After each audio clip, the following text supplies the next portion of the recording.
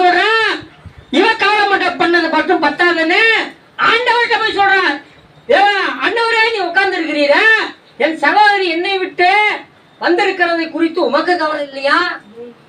அப்பனா என்னோட வேலை செய்யும்படி இவரையும் ரெக்கமெண்டேஷன் பண்ண சொல்றான். மரியாதை மாத்தாள் யார்கிட்ட ரெக்கமெண்டேஷன் பண்ண சொல்றான்? இயேசுகிட்ட ரெக்கமெண்டேஷன் பண்ண சொல்லி மரியாதையும் என் கூட வந்து வேலை பார்க்க சொல்லு, என் கூட வந்து கவலைப்பட சொல்லுங்க. உங்க கவலையில உங்க வேலையில அடுத்தவங்களையும் கொண்டு போய் சேர்க்க கூடாது. அவ ஆண்டவருடைய பாதத்துல போய் உட்கார்ந்துட்டான். யாரு? மரியாளுக்கு தெரிஞ்சு போச்சு. கவனிங்க, தெய்வத்தினுடைய பாதை ஒன்றே சரியானதுன்னு யாரு புரிஞ்சா?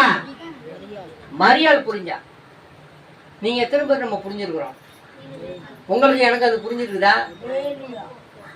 நீங்க என்ன நினைக்கிறீங்க? இப்ப உங்க கவலை பெருசா நினைக்கிறீங்க?